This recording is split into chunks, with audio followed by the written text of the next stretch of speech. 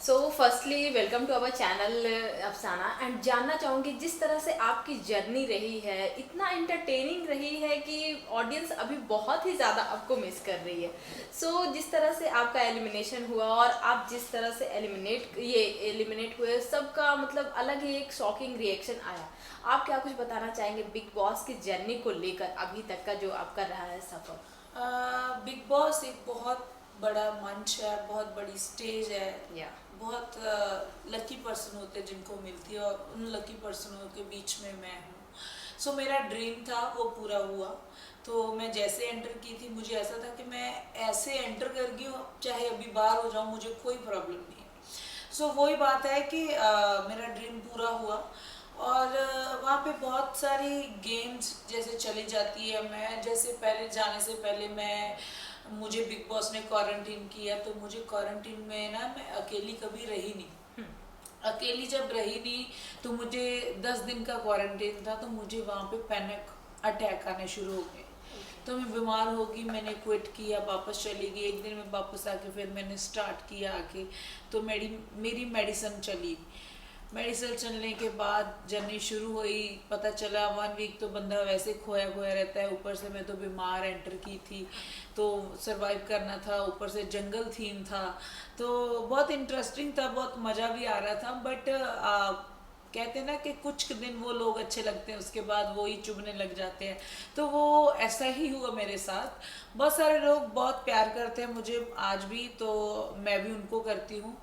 तो बहुत सारे मेरे वहाँ पे हेटर्स भी बने हैं, कंपटीटर भी बने हैं, जिनको मैं स्ट्रांग लगी और जिनकी वजह से उन्होंने मेरे साथ पंगेबाजी स्टार्ट कर दी, और जिनकी वजह से मैं आउट हो गई हूँ उस घर से।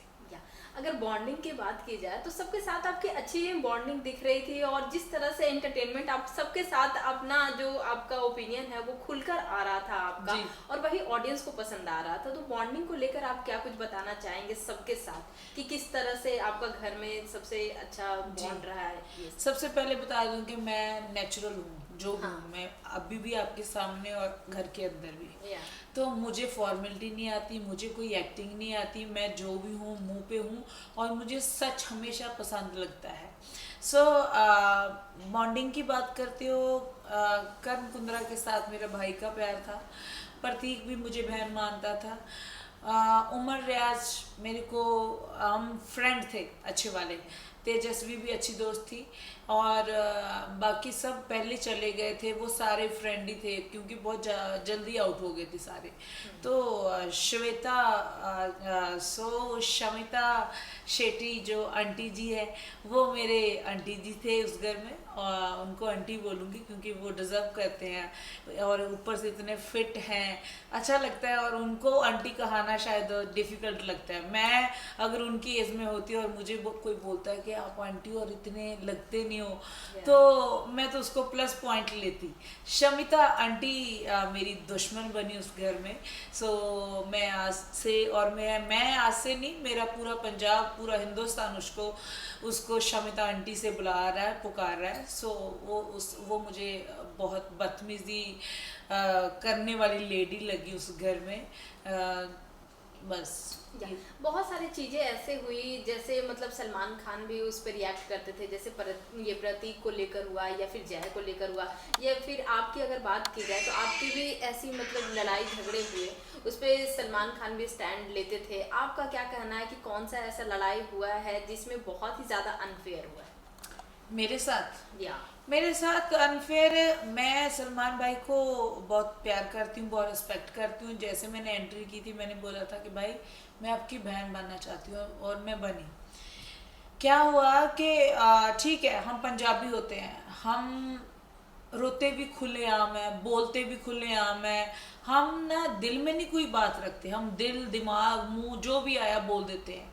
स्वभाव के खुले होते हैं, ये पूरे वर्ल्ड को पता है कि पंजाबी कैसे होते हैं। तो मैं पंजाब से थी बेसिकली, तो इसीलिए मुझे इस शो में ऐसा था कि जो मुझे रूल पता था कि किसी को हम मार नहीं सकते, किसी को हम गाली नहीं दे सकते, और मतलब ऐसा पता था मुझे। तो जब मैं गई तो मुझे लड़ाई मेरी शमिता के साथ हुई, आंटी के साथ। तो मैंने उनको बोला कि ये वो है ना, ऐसा लड़ाई हुई बुला बुला। सो आगे से वो ऐसा नहीं हुआ कि उसने मुझे रिप्लाई नहीं दिया, और लड़ाई किसी और की थी, वो बीच में घुसी थी। घुसने के बाद क्या हुआ कि एक तो होता ना इंसान के, मैं आपको बोल रही हूँ और आप बिल्कुल शांत हो भी, मैं तो कुछ बोल नहीं रही, वो ऐसा रिएक्ट करती है। बट वो बहुत बोली, उनके पॉइंट नोट नहीं किए गए वीकेंड के बारे में, मेरे पॉइंट नोट किए गए। मैंने उसको बुड्ढी बोला, मैंने उसको बदतमीज बोला। मैं एक्सेप्ट करती हूँ जो बोलती हूँ, और वो लोग करते नहीं है एक्सेप्ट। सो क्या हुआ, वीकेंड के बारे में सिर्फ मेरे पॉइंट नोट करके बोला गया कि अफसाना तूने इनको ये बोला, तूने ये बोला। भाई ने मुझे बहुत अच्छे तरीके से समझाया, और वो 3 वीक्स में इतना अच्छा चली समझने के बाद कि शायद हाँ नहीं बोलना चाहिए था, और उसके लिए मैं माफ़ी भी मांगी शमिता शेट्टी आंटी जी से। सो उसके अलावा जब शमिता के लिए कोई आउट ऑफ बाहर से कोई सेलिब्रिटी आता था, जैसे देवलीना आई, देवलीना ने बोला कि शमिता, मैं एक ऑडियंस और एक ऑडियंस के व्यू से बोलना चाहती हूँ कि जैसे अफसाना ने आपको बहुत कुछ बोला, ठीक है, तो समझाने के बाद उसने सॉरी भी बोला, क्या तुम आगे से चुप रही थी? तो बोली हाँ, मुझे बुड्ढी बोला, मुझे ये बोला, मुझे वो बोला, तो मैं कैसे रहती? वैसे कहती है आप चुप रही, मुझे ये जवाब दो। तो बोली तुम होती कौन हो? डेविलिना को पड़ गई वो बोलने के लिए, मतलब उसको अकल तक नहीं है, इतनी उम्र उसकी हो चुकी है, तो मुझे नहीं लगता कि इससे आगे उसको अकल और आएगी। तो क्या हुआ, हम सब ने उसको बोला कि चुप रहो, चुप बोलो। बोली कि तुमने अफसाना को बोला था घटिया औरत, और बोली मैंने कब बोला, कैसे बोला, मैं तो बोला ही नहीं। मेरे पास अभी भी फ़ोन में वीडियो है, जो मुझे टैग बज रहे हैं, तो वो वीडियो मैं आपको दिखाना चाहूँगी कि जो शमिता ने बोली, और उस अंदर शो के अंदर, और देवलीना उसके साथ बहस कर रही थी कि तूने बोली है, और वो कह रही थी कि नहीं मैंने बोली नहीं है। सो ऐसी ऐसी बातें बहुत सारी होती है कि वो झूठी है, तो मुझे झूठी औरत बुलाती है, तो वो सच में खुद झूठी है। तो मेरे को वीडियो अभी ढूंढनी पड़ेगी, मिल जाए तो अच्छी है। बहुत सारी बातें होती हैं जो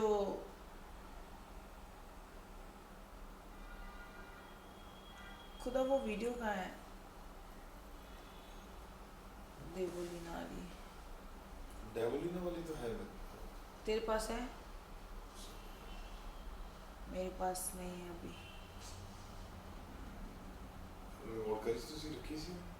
अगर घर में मास्टरमाइंड की बात की जाए तो उसमें आपको कौन लगता है कि मास्टरमाइंड की तरह वो गेम प्ले कर रहे हैं? एक सेकेंड, अगर मैं आपको वीडियो दिखाऊंगी, हाँ, क्योंकि वो प्रूफ दिखाना बहुत जरूरी है। जो है नहीं है, या फिर उनके फोन में।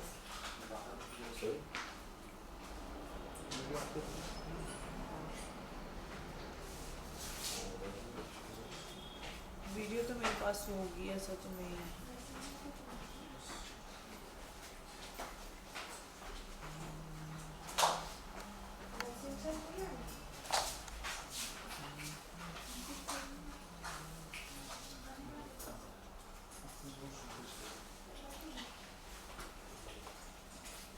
एक तो वीडियो इतनी थी ना कि पूछो मत। कौन सी वीडियो है? वो ऐसी थी कि वो मुझे बोल रही थी, अब टैग बज रही थी, तो वो बोल रही थी कि तुम मैंने कब बोला अफसाना को घटिया औरत, और वो बोली थी तुम बाहर आके देखना शो में, तेरे को पता चलेगा। हाँ, उसने बोला ना तुम लोग चला दोगे क्या वो वीडियो? हाँ, हाँ, बीच में चला ये दो। रही आ गई, मिल गई, हाँ, मिल हाँ, गई। प्लीज।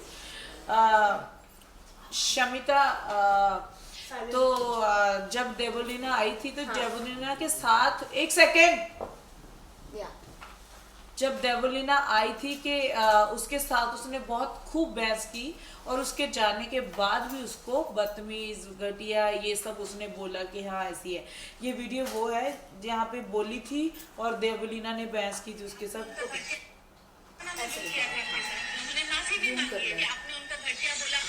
मैं अफसाना ने जो किया था आपके साथ, उन्होंने माफी भी मांगी है कि आपने उनका घटिया बोला। मैंने घटिया औरत नहीं बोला। जाके देखिए, सॉरी, आपको देखना